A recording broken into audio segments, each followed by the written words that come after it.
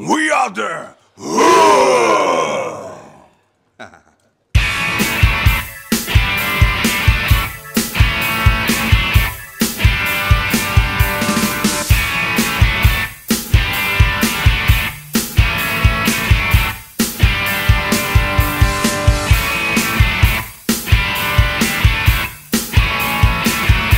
Na kus rzeczy z Frankiem.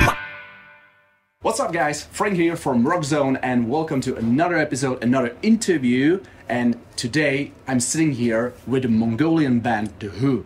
And before we'll get to the interview, let's take a look how they looked at the stage during their show.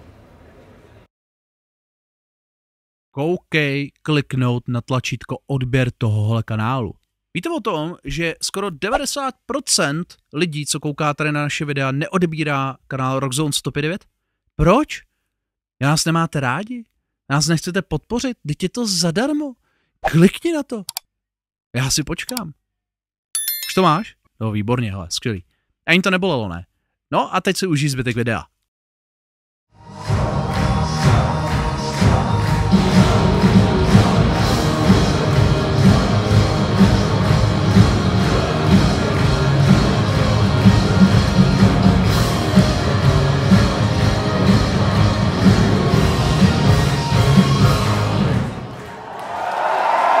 So, once again, hello guys, how are you doing and how excited for today's show are you? За одоо Европын туур маань бас тэн хагастай яг орж ийн бид бүхэн бас энэ удаагийн Европын туурдээ бас очоогүй шинэ хотууд, шинэ одоо венюнд тогсоор ирж ийн. Тэгээ өнөөдөр яг Чехт бол бас 3 дахь удаага ирж ийн. Тэгээд Праг дээрх болгондоо төлөөх баяртай байдаг. Манай Чехийн фэнүүд үнэхээр галзуу дөргөө байдаг. Тэгээ өнөөдрийн тоглолтыг тэсээ яддаг хүлээж байна. It was actually the thing that I was going to ask you for because you are in the middle of the tour. So how's been the tour so far? I think it was like you are past 7 shows or something like that. So how's been the tour so far? Тий, ерөнхийдөө нэг сарын тоглолт хийхээр байгаа бид нар энэ удаагийн Европын туртай. Тэгээд тал дунд нь ороод явж байна. Тэгээд ерөнхийдөө эхнээсээ тоглолтууд маань sold out болсон. Маш сайхан халамжлалаар амьсгалтай фэнүүд маань, Европын фэнүүд маань бас хүлээсэн байна. Бид бүхэн ч гэсэн бас одоо бас тоглолтоо одоо төвшөө ахиулах гэж бас хичээсэн одоо маш сайхан тоглолтууд болж байна. It's been almost, I think, 2 years since you've been here in Prague for the last time. Last time I remember it was supporting the band Pretty Reckless. And what's changed ever since between like those 2 years? Because you released the live album, you released the deluxe edition of Rumble of Thunder and the instrumentals of Gerek. So is there anything else that changed during those 2 years since we saw you for the last time? За мэдээж 2 жилийн өмнө бас бидний энэ Прагт маш гайхалтай одоо шоуг толилуулсан. Тэгээд мэдээж сая асууснаар одоо шинэ альбом, 2 дахь альбомоос гаргасан байгаа, мөн хэд хэдэн видео клип гаргасан байгаа. Тэгээд мэдээж өнөөдөр юу өөрчлөгдсөн бэ гэхээр бид өнөөдөр 2 дахь альбомынхаа маш олон гайхалтай дуунуудаас одоо ингээд тоглох болно. Тэгээд мэдээж бидний шоу өмнөхөөсөө илүү гоё сайн болсон байгаа. Can you give me some more hints? Can you tell me something more about the new album? For the fans, of course. За бид бүхэн бол одоо бас цаг хугацааг өнгөрүүлсэн байна. 3 дахь альбом одоо төрөх гэж байна. За тэгээд бид бүхний хувьд бол одоо нэг савыг ингээд гэрлэр дүүргээ тэрэнд дэлбэрүүл одоо гэгэрл гэж үзнэ. Түүнтэй адилхан бид бүхэн энэ хугацаанд бас баггүй их юм сурж ийн, судалж ийн. Тэгээ ямар ч хэлсэн бид бүхэн нэг агсан төвшний бас нэг тийм өөр төвшний цомгийг бас барих болно гэж хэлж байна. I was mentioning earlier the live album that you made. You recorded or you take the live album during your show at Glastonbury. And I know that you already played so many huge festivals, various places. Why Glastonbury? Is it somehow important to you or why Glastonbury? Тэрийг бол бид нар бол мэдээгүй байсан. Бид нар бол зүгээр яг Glastonbury наадамд одоо тэр чин 100 одоо тайцтай тийм том болохгүй олон жилийн түүхтэй. Тэрэнд анх удааас оролцсон. Тэгээд биднийг оролцсон өдөр бол одоо маш гайхалтай хүлээж авсан хүмүүс одоо юм серфинг хийж бүр ингээд өөр өөртөө өргөж ингээд босон тохиолдол бас өнөөдөр манай хамтлагт дээр гарлаа гэдээ бас фестивалийн хүмүүс нь бас онцолж исэн. Тэгээд бид бүхэн тэрийг мдээгүй байхад дараа нь бидний лайв тоглолтыг бичиж аваад Glastonbury-гээс манай лейблтэй хамтраад ингээд цомог болгосон байснаа бид бүхэн бас маш их том хүндэтгэл санагдсан.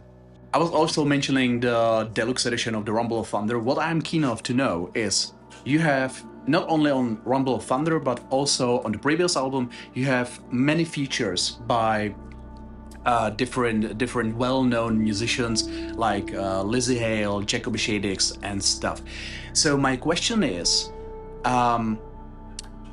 if you can pick any musician in the world, who would you like to have on some future feature? За миний хувьд бол Lamb of God-тэй бол нэг дуу хийвэл хийчмээр байна. Бэлэн байна, яг асч байна.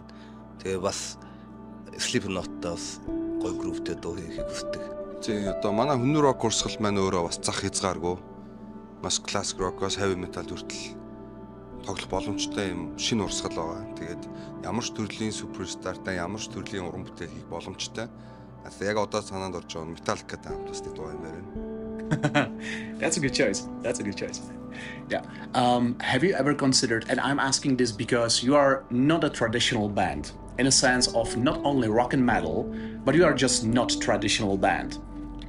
Have you ever considered to work and to be featured with some non-rock and non-metal band? For example, I don't know, having feature with, for example, Prodigy or someone like that. Have you ever considered some bands like this or artists? Бид бүхэн бол одоо мэдээж олон төрлийн стилтэй одоо хамтарч ажиллах боломжтой хамтлаг гэж боддог. Яг хоо зөв миний хувьд шүү. Миний хувийн өнцгөөс их юм бол би одоо маш юм гоё шоу төлөвлөлдөг хамтлагт дуртай. Тэгээд миний хувийн зүгээс би Coldplay-таас хамтарч яагаад дуу хийж болохгүй гэж бас дотроо бодож явдаг.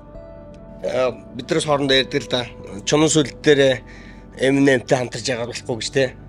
Эсвэл бол маш гоё одоо DJ уран бүтээлчтэй бас уран бүтээл хамт шиг түрүүн галаа хэлсэн.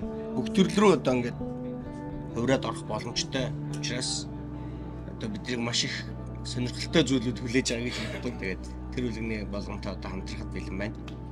You have been a band for, correct me if I'm wrong, for 8 years so far, and you have achieved some things that no bands achieved in their whole lifetime. Like, for example, the achievements, the UNESCO Artist of Peace designation, or you have like your music in Star Wars games. Those are some huge things, and you have played on so many huge festivals. You have features with well-known artists and stuff. So I would like to know if there is some particular achievement that you would like to done. If there's some, I don't know, some point, something that you would like to do, like for example to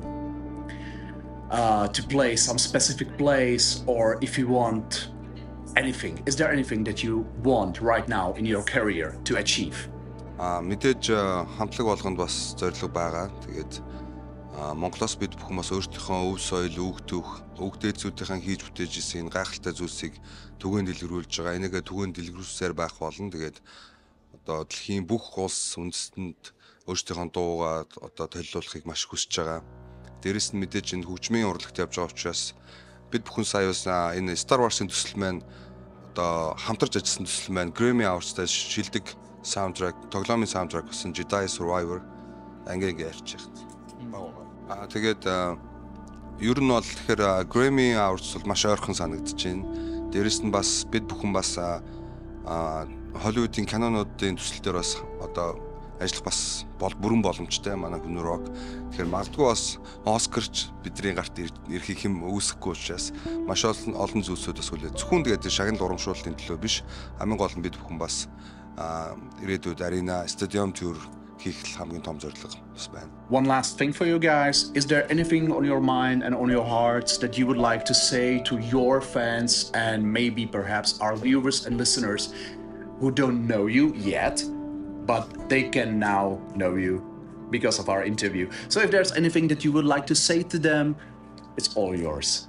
Бидний дуу хөгжим бол хүн эрч хүч, хайр, зориг хүнд хэцүү бүх зүйлс өвчин зовлон бүгдийг даван туулах тэр хүчийг өгч хүний дотор буй сүнсийг сэрэх тэр хүчийг өгдөг тийм хөгжим байгаа. Тэгээд бид бүгдийн хөгжимтэй хамт байж одоо өөрийгөө дотоод ертөнцөөс бас мэдрээрэй гэж хүсэж байна. Тэгээд одоо юу гэдэг Европын туур одоо болох болгондоо энэ гайхалтай Чех улстай бас уулзцааж идэг. Өнөөдөр бас шоу маань бас гайхалтай болно гэдэгт итгэлтэй байна. Тэгээд тун удахгүй бас шоугаараа фэнүүдтэйгээ уулзч чадаад түлхэх баяртай байна. That's it, guys. Thank you so much. Thank you for your time. And you guys, be sure to listen to The Who. If you haven't been here on this show or previous shows, be sure to make it to the next show. Be sure also to stream their music all over the platforms, Spotify, Apple Music and stuff.